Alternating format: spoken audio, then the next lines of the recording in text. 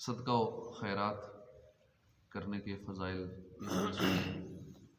اور دے کر پھر احسان جتانے کے حوالے سے بھی ہم نے سنا تھا کہ جب بھی اللہ کی راہ میں خرچ کیا جائے پھر احسان بھی نہ جتایا جائے.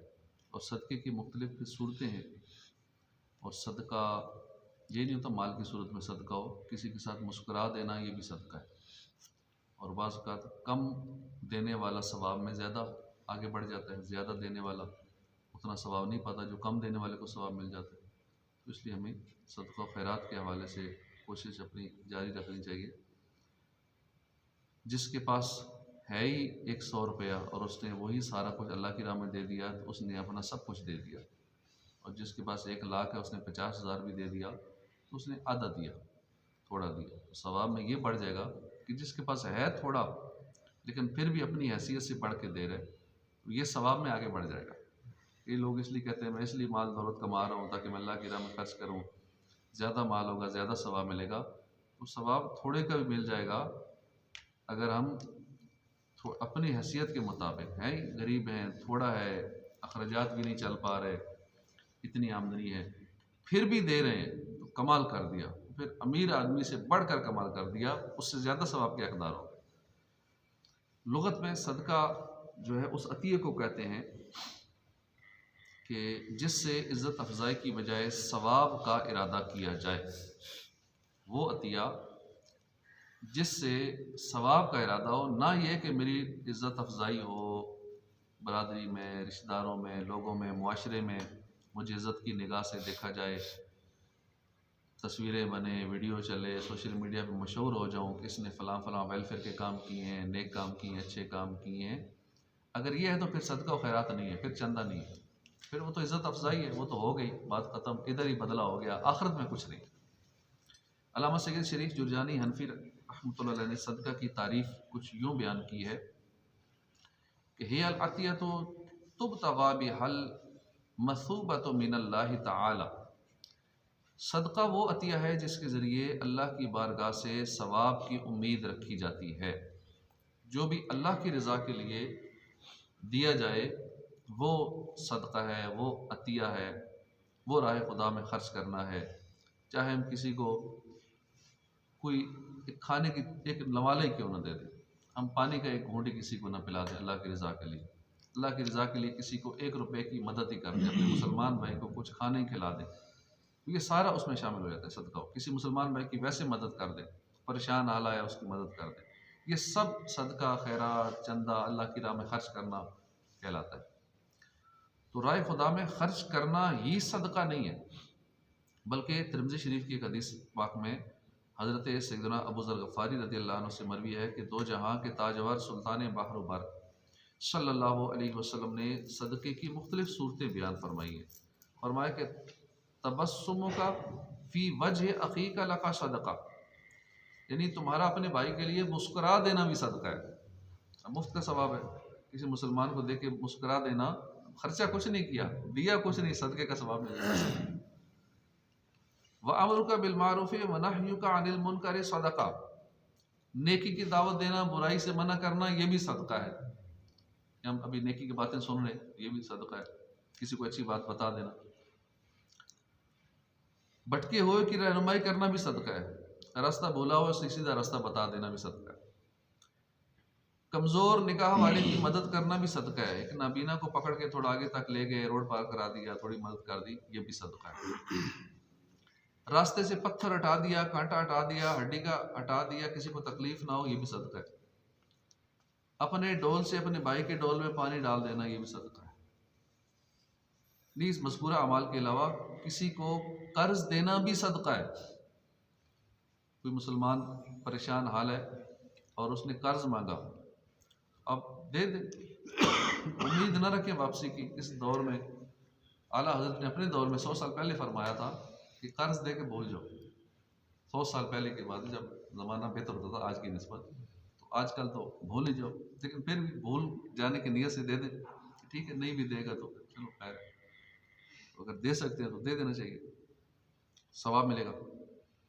سیدنا عبداللہ بن مسعود رضی اللہ عنہ سے مروی ہے کہ حضور پاک صاحب الاولاق سیاح افلاق صلی اللہ علیہ وسلم نے ارشاد فرمایا کل قرض صدقہ، ہر قرض صدقہ ہے۔ لیکن آج کل جو پروفیشنل قرض مانگنے والے ہیں، باقاعدہ ان کا یہ پیشہ ہوتا ہے قرض مانگنا، اپنی ایسی کہانی سنائیں گے، میرے ساتھ یہ مسئلہ ہو گیا، یہ مسئلہ ہو گیا، پرس گم ہو گیا، کچھ ہو گیا، یہ بس مدد کر دے۔ بندہ مدد کر دیتا ہے، وہی بندہ دوسرے سے جا کے یہ کرتا ہے، تیسرے سے جا کے یہ کرتا ہے۔ تو ایک پروفیشنل ہوتے ہیں، بڑے آپ کو واسطہ پڑا ہی ہوگا اس طرح کے لوگ جو بڑے اچھے لباس میں، اچھے پروٹوکول کے ساتھ، کہ تو گاڑیوں میں ہوتے ہیں، پورا پراپر انداز، بندہ سمجھتا ہے یہ تو غریب ہے ہی نہیں، کھاتے پیتے کرانے کا ہے، اور یہ جو کچھ کہہ رہا ہے ٹھیک کہہ رہا ہے، کیونکہ یہ تو مانگنے والا تو ہے نہیں، صحیح کہہ رہا ہوگا، اس کا پرس گم ہو گیا ہوگا، اس کو پیسوں کی ضرورت ہوگی، چلو 4-5 ہزار کی مدد اس کی کر دیں، اس کے بعد پھر بندہ مڑ کے نظر نہیں آتا۔ تو جو پروفیشنل ہے اس کی بھی ہمیں پہچان رکھنی چاہیے، یہ بندہ 2 نمبر ہے، اس کا کام ہی یہی ہے، تو ایسے کو نہ دے جو واقعی حقدار ہو، جس کو سمجھتے ہیں اس کو دینا چاہیے، اور سفید پوش ہو جو مانگ نہیں سکتا، جس کا ہمیں پتہ بھی ہو اس کو دے۔ سیدنا شیخ اسماعیل حقی حنفی رحمۃ اللہ علیہ تفسیر البیان میں فرماتے ہیں کہ صدقہ کے 4 حروف سے 4 مدنی پھول حاصل ہوتے ہیں۔ صاد سے مراد اسفد روکنا ہے، یعنی صدقہ دنیا و آخرت کی ہر ناپسندیدہ شے کو صدقہ کرنے والے تک پہنچنے سے روک دیتا ہے۔ کوئی بھی نقصان دہ چیز صدقہ کرنے والے تک نہیں پہنچ سکتی۔ دال سے مراد الدلیل رہنمائی کرنا، یعنی صدقہ کرنے والے کی جنت کی طرف رہنمائی کرتا ہے، جنت میں بندے کو لے ہی جاتا ہے۔ قاف سے مراد القرب قریب ہونا، یعنی صدقہ کرنے والے کو اللہ کے قریب کر دیتا ہے۔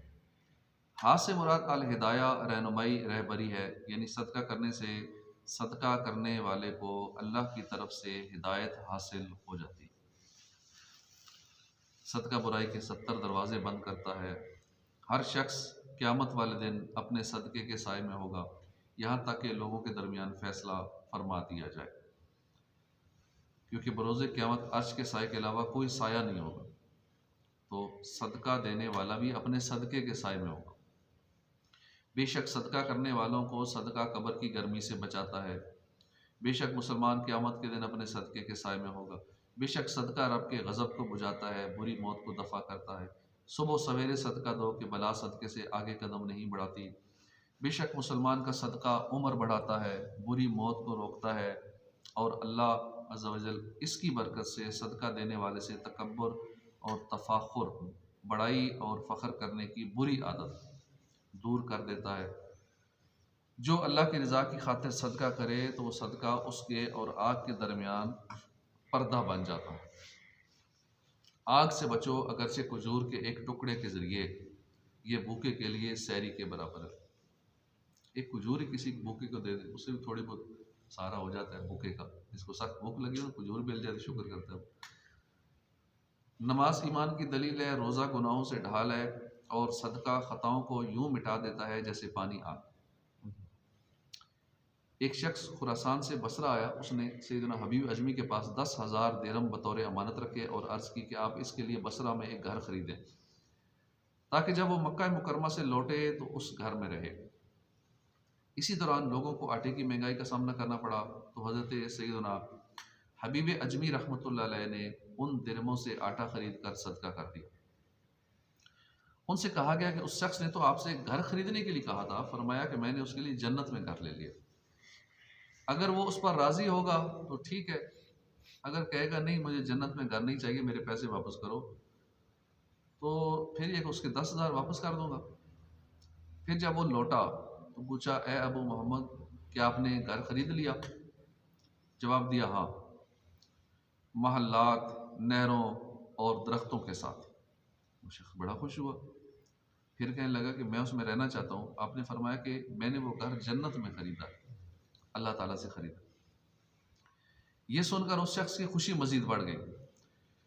اس کی بیوی بولی کہ ان سے کہو کہ اپنی ضمانت کی ایک دستاویز لکھ دے، جنت میں گھر لیا ہے تو پھر ڈاکومنٹیشن بھی ہو جائے، رجسٹری انتقال، وہ بھی دیں لکھے۔ حضرت سیدنا حبیب اجمی رحمۃ اللہ علیہ نے لکھا بسم اللہ الرحمن الرحیم، جو گھر حبیب اجمی نے محلات، نہروں اور درختوں سمیت 10,000 درہم میں اللہ تعالیٰ سے فلاں بن فلاں کے لیے جنت میں خریدا ہے، یہ اس کی دستاویز ہے۔ اب اللہ کے ذمہ کرم پر ہے کہ وہ حبیب اجمی کی زبان کو پورا فرما دے، بس یہ تحریر دے دی۔ اور آج کل تو ساری ای سسٹم ہو گیا، رجسٹری انتقال کا کل سے سارا ہو گیا، آن لائن ہو گیا، اب مینول نہیں ہوگی، اب یہ آن لائن رجسٹری ہوگی۔ لیکن جب جنت میں ہم گھر خریدیں گے، وہ تو اللہ پاک نے فرما دیا، وہ ہوگی، اس کی رجسٹری ویسی ہوگی جیسی ہم وہ سودا کرتے ہیں، کچھ دیتے ہیں، اس کے بدلے جنت کا مال بڑا سستا مل جاتا ہے۔ یہاں مہنگا ملتا ہے اور وہاں سستا ملتا ہے، وہاں ہوتا ہی بڑا ہے۔ ادھر کا مال تو کتنا ہوگا، 5-10 مرلے کا، 20 مرلے کا، چلو 100 کنال پہ فارم ہاؤس بنا لیتے ہیں، 200 کنال، 1000 کنال، 2000 کنال پہ بڑے سے بڑا کتنا ہوگا۔ لیکن وہاں کا مال اتنا ہوگا جہاں تک نظر جائے گی، جہاں تک نظر کہاں تک جاتی ہے، دیکھ آسمانوں تک کہاں تک پہنچ جاتی ہے، سینکڑوں ہزاروں میل تک پہنچ جاتی ہے۔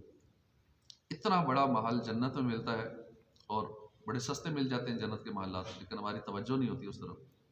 تو یہ تحریر آپ نے لکھ کر اس کو دے دی۔ کچھ عرصے بعد اس شخص کا انتقال ہو گیا۔ اس نے وصیت کی تھی کہ میرے کفن میں یہ تحریر، یہ رکا ڈال دینا۔ جب صبح ہوئی تو لوگوں نے دیکھا کہ اس شخص کی قبر پر ایک رکا پڑا ہوا ہے، جس میں لکھا تھا کہ یہ حبیب اجمی کے لیے اس مکان سے برات نامہ ہے جو انہوں نے فلاں شخص کے لیے خریدا تھا، اللہ پاک نے اس کو وہ مکان عطا فرما دیا۔ اس مکتوب کو حضرت سیدنا حبیب اجمی نے لے لیا اور بہت روئے، فرمایا کہ یہ اللہ کی جانب سے میرے لیے برات نامہ ہے۔ اب دیکھیں نا، دنیا میں مثال طور پہ کسی نے 1.5 کروڑ کا گھر لینا ہے، اچانک اس کو خیال آ جائے گی کیوں 1.5 کروڑ کا میں ادھر لے رہا ہوں، چھوٹا سا گھر ہوگا 5 مرلے کا 1.5 کروڑ میں مل رہا ہے، ڈبل سٹوری، بلکہ اب تو 2 کے قریب پہنچ گئے۔ کیوں نہ جنت میں مال لے لیے ہیں، اس کے بدلے میں کافی سارے مل جائیں گے، وہ سودا زیادہ بہتر ہے کہ چلو یہاں ٹائم پاس کر لیتے، آخرت میں مالات لے لیتے۔ تو آخرت کا سوچنا چاہیے، آخرت میں وہاں کے جنت کے پلاٹ، جنت کے محلات، اس کے بارے میں بھی ہمیں غور و فکر کرنا چاہیے کہ وہاں ہمارے کتنے پلاٹ ہیں۔ کارنر پلاٹ بھی وہاں چاہیے، وہاں کارنر پلاٹ بھی ملتا ہے، حدیث میں اس کا بھی ذکر ہے۔ پھر بیچ میں چاہیے وہ بھی ملتا ہے، جنت کے سینٹر میں چاہیے وہ بھی ملتا ہے، اور سرکار کے قریب قریب مل جائے تو وہاں سب سے اعلیٰ جنت وہ ہے، جنت الفردوس کے اندر مل جائے۔ اللہ پاک ہمیں جنت میں داخلہ عطا فرمائے۔ روزانہ 3 مرتبہ کم از کم دعا کرنی چاہیے، اللہ مجھے جنت میں داخلہ عطا فرما، یا اللہ مجھے جنت میں داخلہ عطا فرما، یا اللہ مجھے جنت میں داخلہ عطا فرما۔ تو پھر جنت بھی دعا کرتی ہے اللہ اس کو داخل کر دے۔ یوں جہنم سے پناہ مانگنی چاہیے، اللہم اجرنی من النار، اللہم اجرنی من النار، یا اللہ مجھے جہنم سے بچا۔ پھر جہنم بھی کہتی ہے اللہ اس کو مجھ سے بچا لے۔ جنت کے لیے کوشش بھی کریں، دعا بھی کریں، تو انشاءاللہ آہستہ آہستہ جنت میں پہنچ ہی جائیں گے۔